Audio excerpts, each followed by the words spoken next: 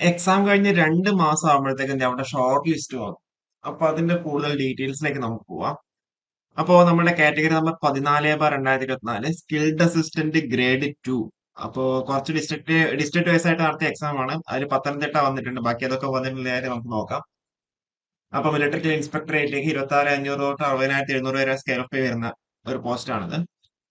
June മാസം 19-ാം തീയതിയാണ് exam conduct ചെയ്തിരിക്കുന്നത്. ജൂൺ മാസം 19. അപ്പൊ ജൂൺ കഴിഞ്ഞ് ജൂലൈ കഴിഞ്ഞ് ആഗസ്റ്റ് 2 മാസം, എത്ര 6 ദിവസം കഴിഞ്ഞില്ല, ഒരാഴ്ച കഴിഞ്ഞുള്ളൂ. അപ്പോഴത്തേക്കും എന്താ അവിടെ ഷോർട്ട് ലിസ്റ്റ് അവിടെ വന്നു.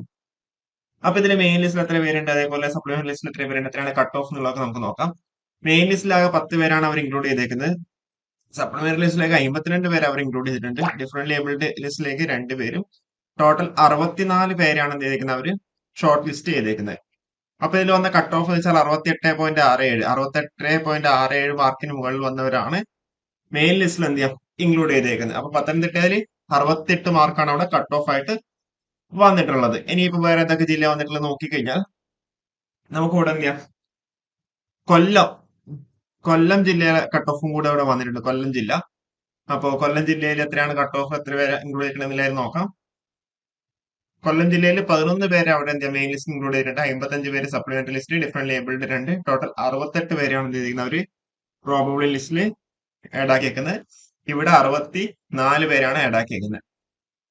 അപ്പോ ഇതില് കട്ട് ഓഫ് വന്നിട്ടുള്ളത് വെച്ച് കഴിഞ്ഞാൽ 73.67 മാർക്കാണ് കൊല്ലത്ത് കട്ട് ഓഫ് ആയിട്ട് വന്നിട്ടുള്ളത് കേട്ടോ. 73.67 മാർക്ക്. ഓക്കെ, ഇത് ഡിസ്ട്രിക്ട് വൈസ് ആയതുകൊണ്ട് തന്നെ കറസ്പോണ്ടിങ് ജില്ലകളിലാണ് ഇത് ചെയ്തിരിക്കുന്നത്. അവർക്കാണ് ഇതിന്റെ അധികാരം വരുന്നുണ്ടാവുക ഷോർട്ട് ലിസ്റ്റ് കാര്യങ്ങൾക്കൊക്കെ. അപ്പോ നിങ്ങൾ ഓൾറെഡി സർട്ടിഫിക്കറ്റ് അപ്ലോഡ് ചെയ്തിട്ടുണ്ടാവും. അപ്പൊ അതിന്റെ ഭാഗമായിട്ടാണ് നിങ്ങൾ പ്രോബിലിറ്റി ലിസ്റ്റ് ഇൻക്ലൂഡ് ചെയ്തേക്കുന്നത്. അപ്പൊ ഇനി അടുത്ത എന്താന്ന് വെച്ച് കഴിഞ്ഞാല് നിങ്ങളുടെ സർട്ടിഫിക്കറ്റ് വെരിഫൈ ചെയ്തിട്ടില്ല, വൺ ടൈം വെരിഫിക്കേഷൻ കഴിഞ്ഞില്ല എന്നുണ്ടെങ്കിൽ എന്താ നിങ്ങൾക്ക് അവിടെ വൺ ടൈം വെരിഫിക്കേഷന്റെ സമയം, തീയതി, അതുപോലെ സ്ഥലമൊക്കെ എന്താ നിങ്ങൾക്ക് അവിടെ പ്രൊഫൈൽ മെസ്സേജ് ആയിട്ട് വരുന്നുണ്ടാവും. എനിക്ക് തോന്നുന്നു അത് മിക്കവാറും നെക്സ്റ്റ് വീക്ക് തന്നെ വരാനുള്ള സാധ്യത കൂടുതലുണ്ട്. ഓക്കെ, അപ്പോൾ അതും കൂടി ആ ഒരു സർട്ടിഫിക്കറ്റ് വെരിഫിക്കേഷൻ കൂടി കഴിഞ്ഞാൽ സ്വാഭാവികമായിട്ടും റാങ്ക് ലിസ്റ്റ് അവിടെ പബ്ലിഷ് ചെയ്യുന്നുണ്ടാവും. ഇത് ഇന്റർവ്യൂ ഇല്ല, പോസ്റ്റ് അല്ല.